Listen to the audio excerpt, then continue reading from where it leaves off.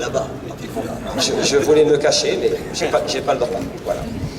Merci de votre présence. Almudena Arellano, qui est ici présente, et moi-même, nous travaillons pour ce musée il y a déjà pas mal de temps dans le domaine de la conservation du patrimoine. Et on ne fait pas que conserver le patrimoine, ce qui est aussi important, c'est de l'animer. Et nous sommes très contents ce soir, c'est la fête du musée ce soir, parce que grâce à la volonté de monsieur le député maire, grâce à l'association ANAO, l'aventure sous-marine, et son capitaine Éric Dullière, et grâce à la direction des recherches archéologiques subaquatiques et sous-marines, un organisme du ministère de la Culture, le musée se trouve considérablement enrichi par la présentation nouvelle que vous allez pouvoir découvrir, mais enrichi par la nouvelle conservation dans ces murs d'un patrimoine extraordinaire, un patrimoine d'archéologie sous-marine. Et ce patrimoine, on le doit donc à l'association ANAO, l'aventure sous-marine, qui est aussi un contributeur. L'été dernier, il a trouvé un objet romain intéressant, en bord de mer, mais sous l'eau, devant le littoral de Menton. Voilà. Alors il est venu ce soir pour nous parler de cette découverte. Et cet objet doit être apporté par Madame Richet, du Drasme, donc, mais je crois qu'elle a des problèmes de circulation, elle n'est pas encore ici. Voilà, mais cet objet arrivera, ça c'est sûr, tôt ou tard. Et les objets romains, les objets antiques sur le territoire de la commune de Menton sont plutôt rares. Alors cet objet découvert par Monsieur Granger est aussi très intéressant. Donc, il se trouve être ch'ti, je crois. Oui, voilà. Qui vient de là-haut, il vient des Hauts-de-France. Voilà. Donc je me permets de passer la parole à M. Granger. Ah, c'est bien.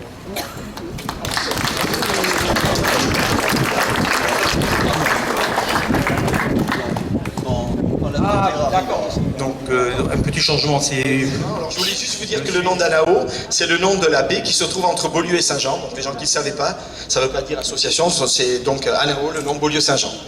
Donc c'est 40 ans de recherche archéologique menée en Corse, dans le Var, aux îles de Lérins, au large de Beaulieu, dans les profondeurs de Saint-Jean-Cap-Ferrat, puisqu'on a fait quand même des plongées très très profondes il y a quelques temps.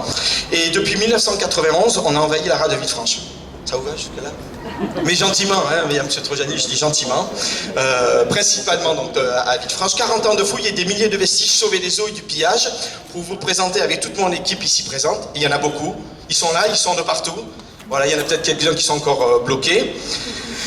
Donc je vous présente donc une expression d'archéologie sous-marine exceptionnelle. Donc vous allez pouvoir le découvrir. Je suis peut-être un peu prétentieux, mais en ce temps vous verrez que j'ai eu raison. Exceptionnelle par sa conception, parce qu'elle est unique. Exceptionnel par la qualité des objets présentés dans ces vitrines, exceptionnel par l'engouement autour de ce projet culturel et ambitieux. Deux personnalités qui se réunissent pour conclure ce pacte avec la Méditerranée.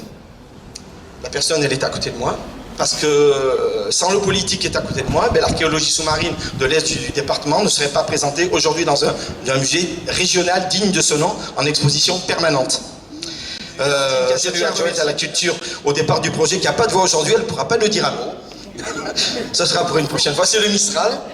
Alors je remercie la direction culturelle de la ville de Menton avec Nicolas Andrico qui est présent. Délégué sécurité représentant M. Michel Aby, maire. Je vous remercie.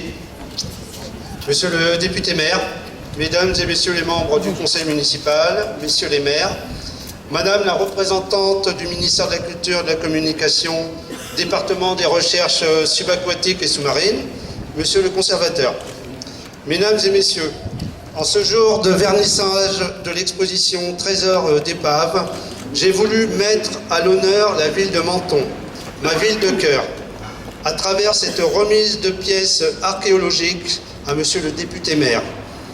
Je vais vous relater brièvement ce qu'il m'est arrivé ce 13 juillet 2015 au matin, car c'est pour moi unique et exceptionnel. Je n'aurais jamais imaginé, en plongeant ce jour en apnée, découvrir un objet archéologique vieux de 2000 ans environ. Pratiquant la plongée depuis longtemps, environ 30 années, je suis très fier et heureux d'avoir découvert fortuitement et remonté ce disque en bronze, témoin de l'Antiquité dans la baie du Soleil à Menton.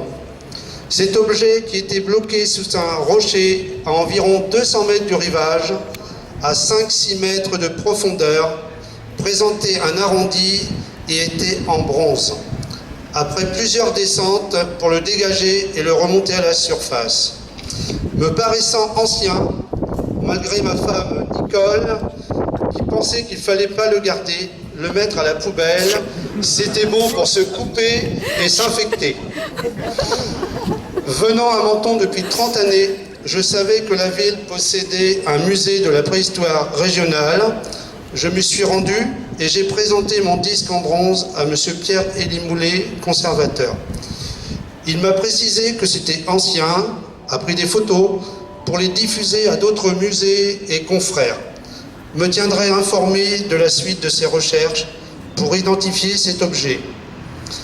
Quelque temps après, monsieur le conservateur m'informait que plusieurs confrères de l'Hérault, du Var, des Alpes-Maritimes confirment que l'objet que j'ai trouvé est bel et bien une pièce archéologique de l'époque romaine et impériale qui correspond à la durée de l'Empire romain, entre 27 avant Jésus-Christ et 476 après Jésus-Christ.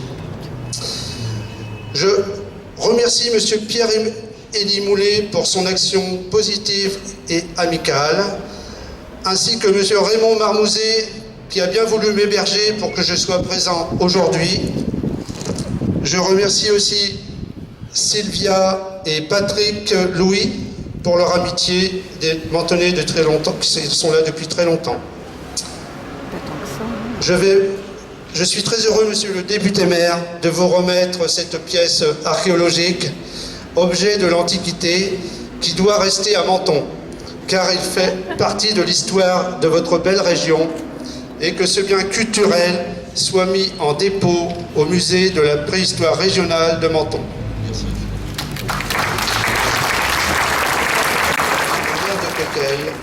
Ville du tunnel sous la Manche, près de Calais, où je suis délégué pour la sécurité, la médaille de notre ville en signe d'amitié entre nos deux villes.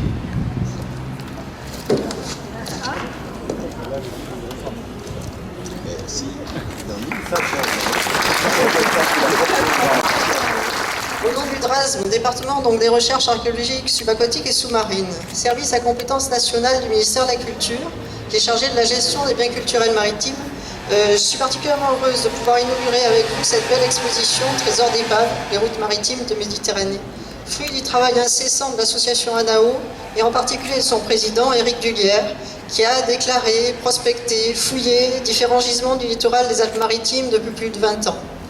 Éric, en effet, a commencé à déclarer les biens culturels maritimes en 1989 et depuis sa collaboration avec le DRASM a été indéfectible. Mais les milliers de kilomètres de côtes que nous avons sous notre juridiction, 5500 km rien que pour la métropole et 19 000 au total avec l'outre-mer, ne nous laissent pas toujours le temps d'épauler autant que l'on voudrait tous nos collaborateurs. Il faut donc rendre hommage à Éric de s'être préoccupé du devenir de ses collections et d'avoir su trouver avec la ville de Menton un lieu pour les présenter et rendre hommage également à Pierre-Élie Moulet de les avoir accueillis dans le musée de la préhistoire. Remercier, féliciter tous ceux qui méritaient de l'être, et ils sont nombreux, à saluer aussi la présence des élus qui sont là.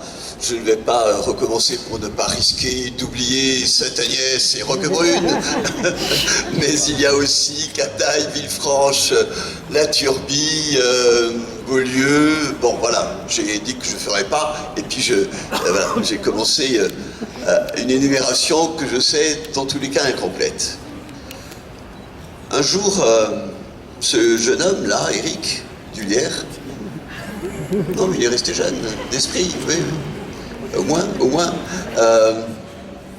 m'interpelle comme ça, de manière fougueuse,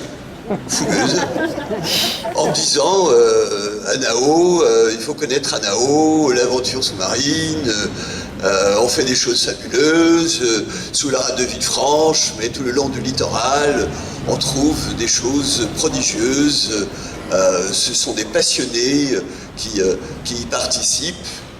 Et ça vaudrait la peine que vous vous y intéressiez. Et moi, c'est vrai que j'aime bien ceux qui vivent une passion. Surtout quand cette passion a un goût, par ailleurs, d'aventure. D'aventure sous-marine, sans doute. Parce que comment ne pas être des passionnés de la Méditerranée, de la terre, de la mer au milieu des terres, hein, qui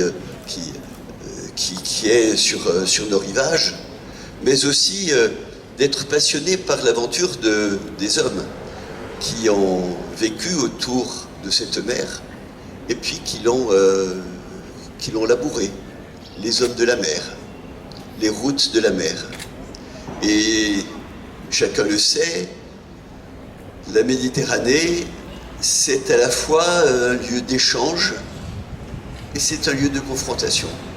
C'est un lieu d'aventures humaines dans tous les sens du terme. C'est là que s'échangent les marchandises, le commerce. C'est là que s'échangent les créations, c'est là que s'échangent les idées. Et puis sur la Méditerranée, il y avait des commerçants, mais il y avait des soldats, il y avait des capitaines, il y avait des pirates, il y avait tout ce que l'humanité peut produire de savoureux, de coloré, avec des aspérités, avec des personnalités, avec ce qui fait la culture que nous aimons, qui est une culture où l'on se frotte les uns aux autres, où l'on a besoin de se confronter pour avoir le sentiment d'exister pleinement et pour pouvoir rencontrer l'autre. C'est juste de l'impatience. C'est pas de l'hostilité à l'égard de l'autre, c'est de l'impatience, hein, d'entrer en contact avec lui. Et moi je suis très heureux d'ailleurs que cette culture méditerranéenne ait pu séduire jusqu'aux ch'tis qui constituent, je vous le dis, des représentants parfaits, en tout cas dans cette ville, de ce que nous appelons la mentonitude, c'est-à-dire l'acquisition d'une manière de vivre, d'une manière d'aimer, d'une manière justement de se comporter avec les autres, à laquelle nous sommes très attachés.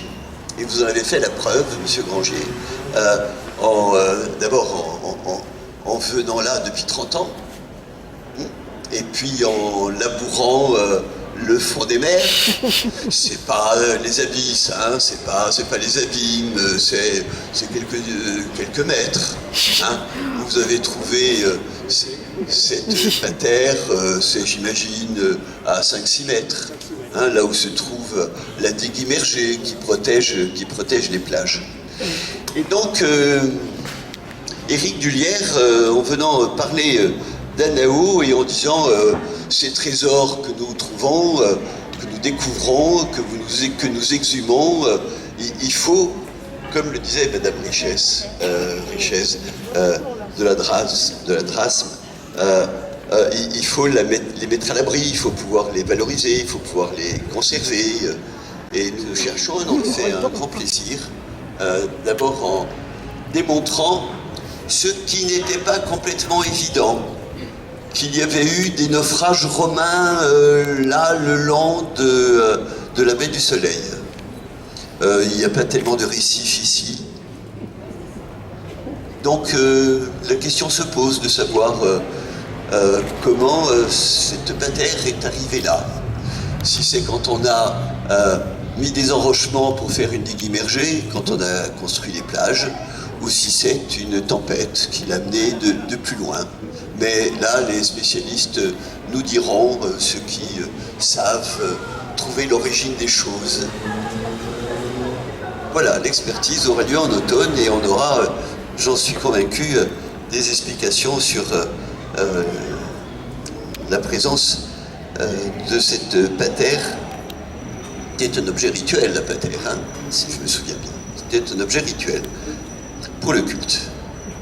Donc il y a quelque chose de sacré, et c'est bien qu'il y ait du sacré, parce que pour qu'il y ait du profane, il faut qu'il y ait du sacré. Mais bon, je passe sur ces choses. Non, mais attendez, c'est sacrément important de savoir limiter le sacré de ce qui ne l'est pas. Ouais. Et justement, le culte de ce qui nous dépasse, quel que soit ce qui nous dépasse, c'est sacrément important pour savoir à peu près qui l'on est. Hein, en gros, on est en grande partie ceux que l'on adore, hein, ou ceux à quoi l'on croit. Donc je tiens à vous remercier très chaleureusement. Je tiens à vous féliciter parce que la plongée en apnée pendant 30 ans et au-delà, c'est... Avant que c'est les bouteilles, ben maintenant c'est de l'apnée, donc on progresse. Bientôt ce seront les grandes profondeurs, bientôt on le retrouvera racler le fond de la baie de Villefranche, Christophe. Cette trace, nous allons la conserver avec, précieusement et avec respect, et je tiens d'ailleurs à vous remettre à mon tour un objet qui est en fait un émail qui représente Saint-Michel, c'est un émail rouge, Saint-Michel, patron, protecteur de la ville. C'est à la fois le glaive et la balance, c'est un bon symbole de ce que... des comportements humains que nous respectons. Vous êtes là, Saint-Michel. Ben, c'est fabuleux, fabuleux. Ça prouve qu'il n'y a pas de hasard, les choses vont bien. Merci infiniment de votre